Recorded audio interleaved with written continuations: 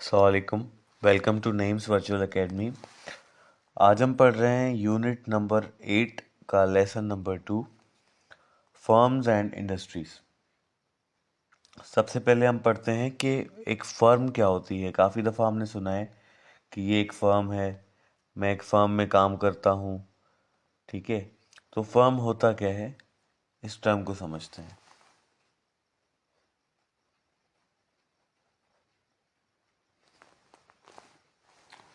तो कहते हैं a firm is a single business. A firm is a single business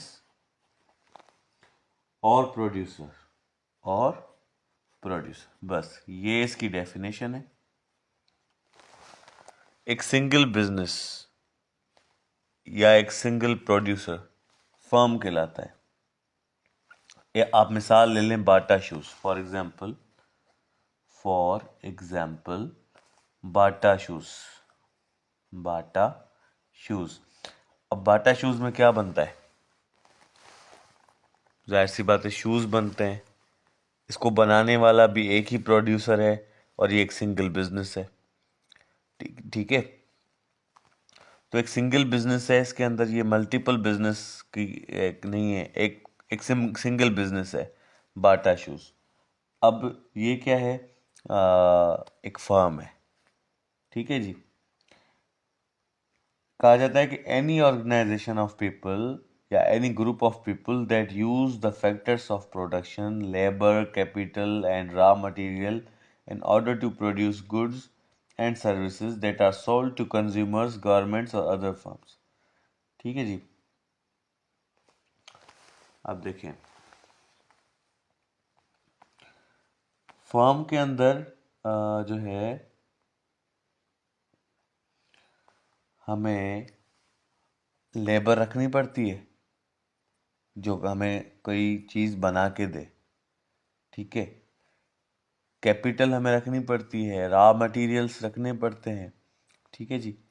तो ये सारी चीज़ें हमें रखनी पड़ती हैं, तभी जाके एक फर्म कहलाती है। यानी फर्म के लिए कुछ कंडीशंस है। अगर आपने फर्म बनानी है तो firm should have these factors. Firm will have these factors. ये फैक्टर्स होंगे उसके अंदर तो वो फर्म होगी। सबसे पहले तो उसके अंदर लेबर यानी मैन पावर, लोग होंगे जो काम करेंगे, कोई चीज़ बनाएंगे। ठीक है। दूसरी चीज़ कैपिटल। कैपिटल एक किस्म की अमाउंट होती है जो खर्च होती है। ठीक है। Raw material. रॉ मटेरियल जो होता है ना, वो एक ऐसा मटेरियल होता है जिससे दूसरी चीज़ें बनती है। अब ये बाटा शूज़ है, बाटा शूज़ में जो शूज़ हैं वो किस चीज़ से बनेंगे? वो चमड़े से बनेंगे, तो चमड़ा होगा। ठीक है। रबड़ होगा, रबड़ से भी शूज़ बनते हैं। ठीक है जी। जिस भी चीज़ से उनको बनानी होगी वो रॉ मटेरियल में उनके पास होगा, फिर उनको जो है वो एक प्रोडक्ट में कन्वर्ट करेंगे। गुड्स बनाने के लिए, सर्विसेज देने के लिए इन चीज़ों की ज़रूरत पड़ती है। ठीक है जी। एक फर्म जो है वो a firm might be a factory. ये एक फैक्ट्री भी हो सकती है। ठीक है। या चेन ऑफ स्टोर्स भी हो सकते हैं।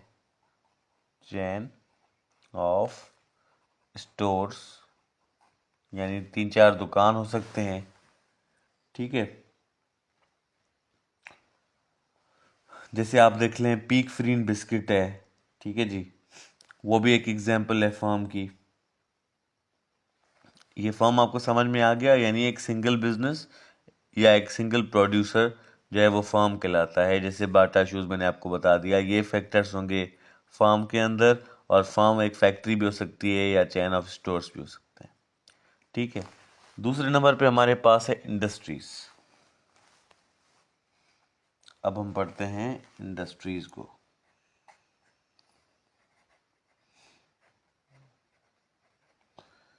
सबसे पहले इसकी डेफिनेशन पढ़ेंगे इंडस्ट्रीज की, कि an industry is the collective name,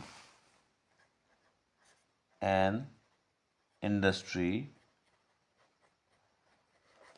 is the collective name of for a number of firms, for a number of firms producing similar goods, producing similar goods or providing similar services, or providing similar services, ठीक है, like the textile industry, example textile industry, ठीक है। इसके अलावा भाई tourism industry,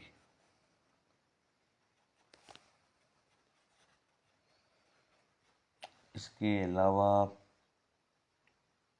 ठीक है, ये देख लें अब आप कि इंडस्ट्री की डेफिनेशन क्या है। इंडस्ट्री के अंदर ये जो फर्म आपने पढ़ा ना, एक सिंगल बिजनेस, ऐसे काफ़ी सारे सिंगल बिजनेसेस, सिंगल प्रोड्यूसर्स जब एक जगह काम करते हैं तो उनको एक नाम दिया गया है इंडस्ट्री का। अब इंडस्ट्री का मतलब ये नहीं कि सिर्फ वहाँ पे प्रोडक्ट्स बनते हों, जैसे मैंने आपको एग्जांपल दी है टूरिज्म इंडस्ट्री। अब टूरिज्म इंडस्ट्री जो है, इसका काम क्या होगा, ये कुछ लोग होंगे जिनका बिजनेस ये होगा कि वो टूरिज्म कराते हो, मिसाल के तौर पे सवात भेजते हो। अब सवात वो भेजेंगे तो वो आपको गाड़ी भी देंगे, ड्राइवर भी देंगे, ड्राइवर को सारी जगह का पता होगा, वो आपको घुमाएगा, ले जाएगा, होटल भी उनका बुक हुआ हुआ होगा। अब ये एक किस्म का बिजनेस है, ठीक है, एक किस्म का बिजनेस है, वो लोग इससे कमाते हैं, ठीक है। अब ये एक बंदा नहीं कर सकता, इसके साथ और भी होंगे, या दूसरे लोग दूसरे शहरों में भेजते होंगे, कोई दूसरे मुल्क भेजता होगा, कोई तुर्की भेजता होगा, कोई ईरान भेजता होगा। तो एक पूरी एक इंडस्ट्री है जिसमें लोग सिमिलर किस्म का काम कर रहे हैं, सिमिलर सर्विसेज दे रहे हैं, उसको इंडस्ट्री कहा जाता है। प्रोडक्ट्स के हिसाब से भी इंडस्ट्री हो सकती है। अब टेक्सटाइल इंडस्ट्री है, कपड़े की इंडस्ट्री है। अब इसके अंदर जो है कपड़े में काफ़ी सारी चीज़ें आ जाती हैं ना, लड़कों के मर्दाना कपड़े आ गए, फीमेल के कपड़े आ गए, बच्चों के कपड़े आ गए, ठीक है, बेड शीट्स वगैरह आ गई। तो ये टेक्सटाइल इंडस्ट्री है। अब इसके अंदर काफ़ी सारी फर्म्स है, काफ़ी सारे लोग हैं जो अपना अपना अलग अलग बिजनेस कर रहे हैं, अलग अलग चीज़ें बना रहे हैं, अलग अलग चीज़ें प्रोड्यूस कर रहे हैं, अलग अलग सर्विसेज दे रहे हैं। तो जब वो काफ़ी सारे फर्म्स मिल जाते हैं, इकट्ठे हो जाते हैं, उनको कहा जाता है एक इंडस्ट्री, ठीक है। समझ में आ गया आपको? चलें अब आगे बढ़ते हैं। अब मैं आपको बताऊं कि टाइप्स ऑफ प्रोड्यूसर्स, प्रोड्यूसर हम पढ़ रहे हैं ना, अब टाइप्स ऑफ प्रोड्यूसर्स होते हैं, टाइप्स ऑफ प्रोड्यूसर्स, ठीक है। अब सबसे पहले जो है हमारे पास आ जाता है एक प्रोड्यूसर जिसको हम कहते हैं प्राइवेट सेक्टर प्रोड्यूसर। क्या नाम है उसका? Private sector producer.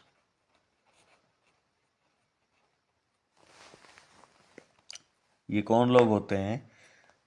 ये जो बिजनेस इसके अंदर आ जाते हैं ना, प्राइवेट सेक्टर प्रोड्यूसर के अंदर, इसके अंदर वो लोग होते हैं जो कि इंडिविजुअल हों या ग्रुप हों, जो कि हाउस होल्ड सेक्टर से आते हैं, ठीक है। यानी कि ये वो लोग होते हैं जो गवर्नमेंट का हिस्सा नहीं होते। प्राइवेट लोग जो होते हैं ये वो हैं, ठीक है जी। जैसे अब मिसाल के तौर पे ये बाटा की मैंने आपको मिसाल दे दी, या मैं आपको मिसाल दे दूं KFC की, पिज़्ज़ा की। ठीक है। अब ये लोग जो हैं, ये प्राइवेट सेक्टर प्रोड्यूसर्स हैं, इनका गवर्नमेंट से ताल्लुक नहीं है। इनका मेन ऑब्जेक्ट क्या है, मेन गोल क्या है? तो इनका मेन गोल ये है, मेन गोल इनका ये होता है कि to make a profit, to make a profit. इनका मेन गोल ये नहीं होता कि लोगों को हम सर्विस दें, लोगों को ये फ़ायदा दें, लोगों को वो फ़ायदा दें। इनका मेन गोल होता है प्रॉफिट बनाना। तभी लोग इन्वेस्ट करते हैं, आते हैं कि भाई हम भी इन्वेस्ट करें, ये चीज़ करें। हर किसी को अपने प्रॉफिट की पड़ी होती है। तो प्राइवेट सेक्टर का काम, मकसद ही यही है। ठीक है। इसके अलावा नंबर 2, ये मैंने आपको बता दिया, आम बंदा या पैसे वाला बंदा, अमीर तरीन बंदा जो खुद अपने प्रॉफिट के लिए कोई बिजनेस करता है, ठीक है, उसको कहा जाता है प्राइवेट सेक्टर प्रोड्यूसर, भले उसके कितने भी पार्टनर्स हों। ठीक है जी। दूसरा है हमारा वॉलेंटरी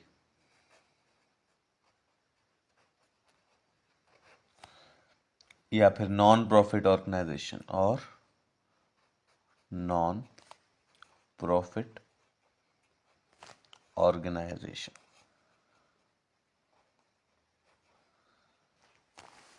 ठीक है।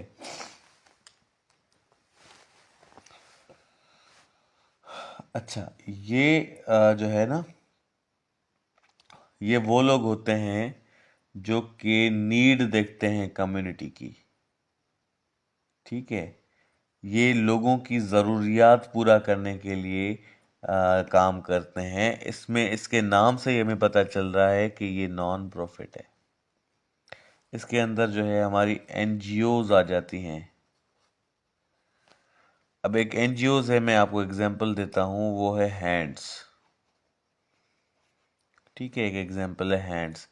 अब ये लोग क्या करते हैं, ये लोग कहीं स्कूल बना देंगे, हॉस्पिटल बना देंगे, या किसी लोगों को हैंड पंप्स की ज़रूरत होती है वो बना देंगे, कहीं कंस्ट्रक्शन की ज़रूरत है, लोगों की मदद के लिए ये काम करते हैं।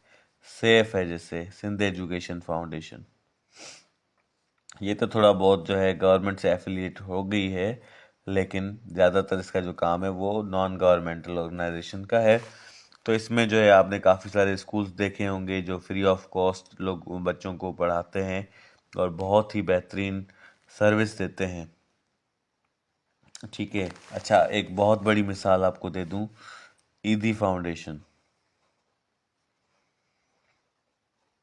अब इसमें वो लोग अपने लिए प्रॉफिट के लिए नहीं करते, ये लोगों की मदद के लिए, किसी गरीब का इलाज हो जाए, ठीक है, किसी गरीब का कफन दफन हो जाए, ठीक है, तो ये ईदी फाउंडेशन का काम ये है। ये होती हैं वॉलंटरी या नॉन प्रॉफिट ऑर्गेनाइजेशन। तीसरे नंबर पे हमारे पास आ जाती है public sector, public sector producers. ठीक है जी। ये वो लोग होते हैं जो कि ये गवर्नमेंट की तरफ से होती है, बाय द गवर्नमेंट। ये गवर्नमेंट देती है अपने लोगों को। ये प्रोड्यूसर्स गवर्नमेंट के लोग होते हैं। ठीक है जी। ये वो है पब्लिक सेक्टर बिजनेस, ये ऑन्ड होती है by the government to provide goods and services that private business would not generally produce because they would not make a profit. ठीक है। अब ये क्या क्या चीज़ें देते हैं, स्ट्रीट लाइटिंग अब ये लगा देंगे लोगों के लिए, स्ट्रीट लाइटिंग उन्होंने लगा दी। ठीक है। इसके कोई जो है उनको प्रॉफिट नहीं होता, इनको, ये लोगों को फ़ायदा होता है इससे। ठीक है। और इसके अलावा जो है हमारी स्ट्रीट लाइटिंग हो गई, रोड्स बना दिए इन्होंने, स्कूल्स बना दिए, ठीक है। अब इसके बदले हम क्या करते हैं, हम गवर्नमेंट को टैक्सेस देते हैं, टैक्स। जैसे आप टोल प्लाजा से गुजरते हो, वो हमसे टैक्स लेते हैं। किस चीज़ के टैक्स लेते हैं वो इस चीज़ के टैक्स लेते हैं कि जो रोड आपके लिए बनाया है इसकी मरम्मत करें, ख़राब हो जाए तो दूसरा बनाएं, ठीक है। तो ये सारी चीज़ें जो हैं वो ये टैक्स के अंदर आ जाते हैं। बिजली है, बिजली का बिल क्या होता है, वो बिल भी एक टैक्स है, ठीक है। हम टैक्स भरते हैं ताकि बिजली जो है वो हमें फराहम हो सके। तो पब्लिक सेक्टर प्रोड्यूसर्स जो होते हैं गवर्नमेंट की तरफ से होते हैं, और ये हमें सर्विसेज देते हैं और उसके बदले हमसे टैक्स लेते हैं, ठीक है। आगे बढ़ते हैं।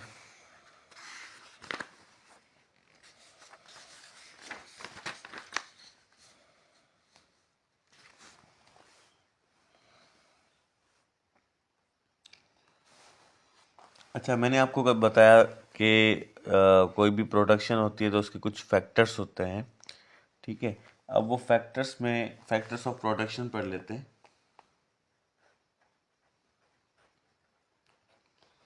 Factors of production. अब उसके अंदर हमारे पास जो है 4 चीज़ें आ जाती हैं। नंबर 1 वो है लैंड, नंबर 2 जो है वो है लेबर,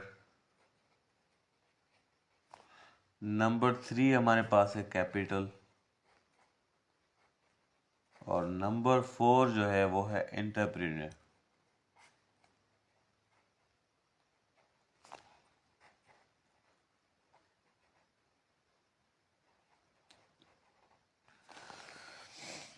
अगर हमें कोई सर्विस चाहिए या हमें कोई गुड्स चाहिए तो जो है वो रिसोर्सेज हमें इन चीज़ों से मिलते हैं, फैक्टर्स ऑफ प्रोडक्शन से मिलते हैं, ठीक है।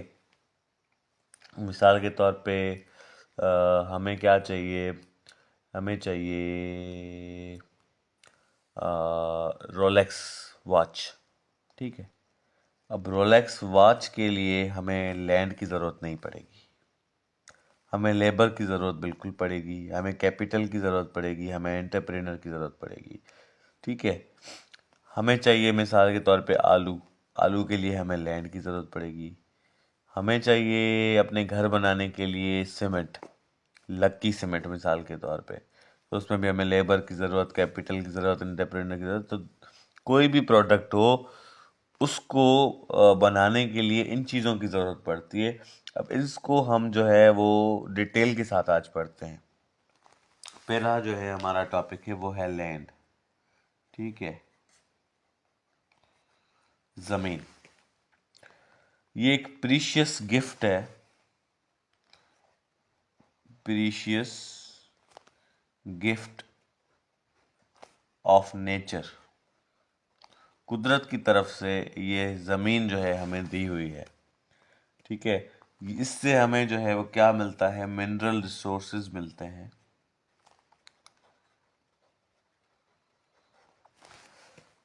मिनरल रिसोर्सेज मिलते हैं जो कि हमें काम आते हैं कोई भी गुड्स या सर्विसेज देने में, ठीक है जी। इसके अंदर जो है हमें मेटल ऑर्स मिलते हैं, मेटल ऑर्स मिलते हैं, ठीक है जी। हमें ऑयल मिलता है, हमें गैस मिलता है, कोल वाटर, कोल वाटर, ठीक है, एयर, रैन, विंड, सनशाइन, ठीक है जी।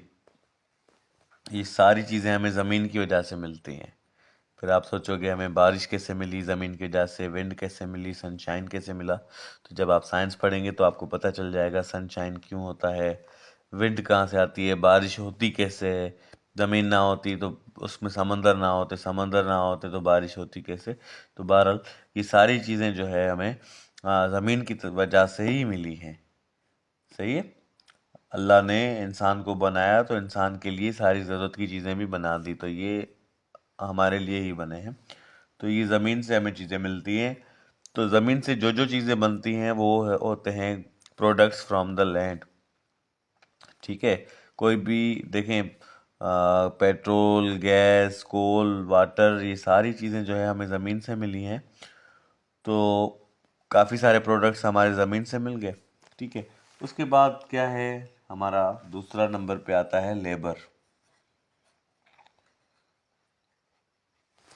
मिसाल हमें घर बनाना है, घर किस चीज़ से बनेगा? ईंटों से बनेगा। ईंटें किससे बनती हैं? मट्टी से बनती हैं। मट्टी हमें कहाँ से मिलती है? ज़मीन से मिलती है। सीमेंट कहाँ से बनता है? ईंटें हो गई कहाँ से हैं, या मिट्टी कहाँ से आएगी? तो ये सारी चीज़ें हमें ज़मीन से मिलती है अगर हमें घर बनाना है। अब उसको बनाने के लिए हमें लेबर की ज़रूरत पड़ती है। लेबर क्या होता है? ये होता है ह्यूमन एफर्ट। Human effort. ठीक है। To produce goods and services.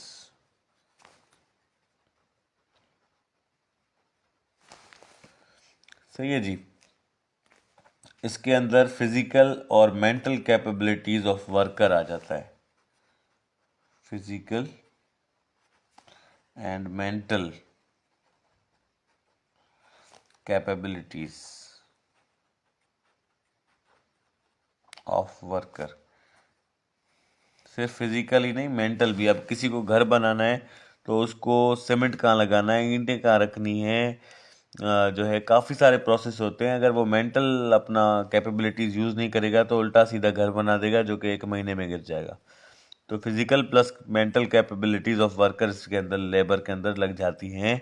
Simple आपको बताऊं, कोई भी प्रोडक्ट बनाने के लिए इन चीज़ों की ज़रूरत पड़ती है।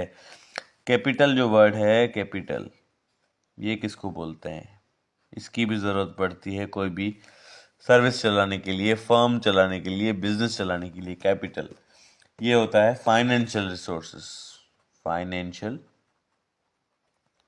रिसोर्सेस। ठीक है। Tools, machines, furniture, buildings used for the purpose of doing business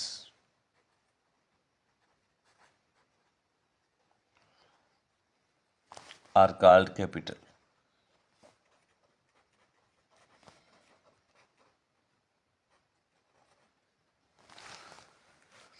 अब आप देखें, मुझे एक बिजनेस खोलना है, शादी हाल है मेरा एक। ठीक है। अब शादी हाल के लिए सबसे पहले तो मुझे एक बहुत बड़ी बिल्डिंग चाहिए जो कि एक शादी हाल में जिसको मैं बनाऊं। उसके अंदर मुझे फर्नीचर भी चाहिए, बिल्डिंग भी चाहिए, और मशीन्स, चलो मशीन तो छोड़ो, टूल्स चाहिए, देगें वगैरह चाहिए। ठीक है। अब ये चीज़ें मुझे चाहिए, ये सारा मेरा कैपिटल है। फिर मेरे पास जो ऑफिस है जिसमें मैं बैठूंगा, वो बिल्डिंग, वो फर्नीचर, ठीक है, ये सारी चीज़ें चाहिए मुझे। सही है ना? तो किसी भी बिजनेस करने के लिए जो जो चीज़ें उसमें हमें ज़रूरत होती हैं, जो फाइनेंशियल रिसोर्सेज चाहिए होते हैं हमें, चाहे वो पैसे हो या पैसों से खरीदी हुई जो भी चीज़ उस मकसद के लिए खरीदी हो जो हमें बिजनेस में काम आएगी, उसको कैपिटल कहा जाता है। ठीक है। लास्ट हमारा जो पॉइंट है आज का, इसके बाद हम लेक्चर को एंड करेंगे, वो है हमारा entrepreneur.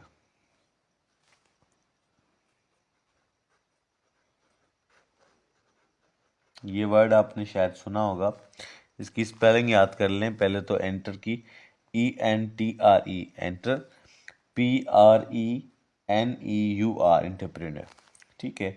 The person who organises, the person who organises labour land and capital is called an entrepreneur.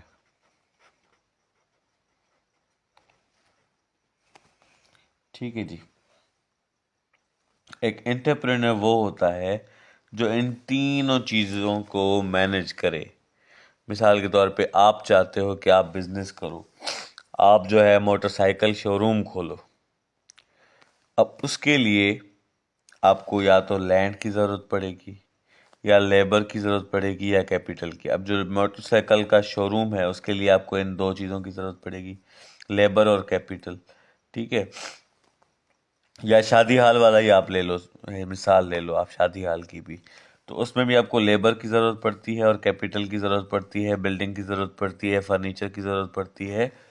तो इन सब को मैनेज करना, लोगों से काम लेना, ठीक है, वो एक बंदे को जो है वो करना पड़ता है। वो बंदा जो है वो एंटरप्रेन्योर कहलाता है। जिसका ये बिजनेस होगा, जो एक बिजनेस को ऑर्गेनाइज करेगा, चलाएगा, उसको एंटरप्रेन्योर कहा जाता है। ठीक है जी। अब उसके काम में जो है रिस्क भी आ जाते हैं, नए बिजनेस के अंदर रिस्क आ जाते हैं। ठीक है, उसको डिसीशंस लेना पड़ते हैं, उसको इनोवेटिव आइडियाज़ के साथ आना पड़ता है कि हाउ टू प्रोड्यूस। ठीक है जी। कैसे फ़ायदा लिया जाए, कैसे नुकसान से बचा जाए। ठीक है। Thank you.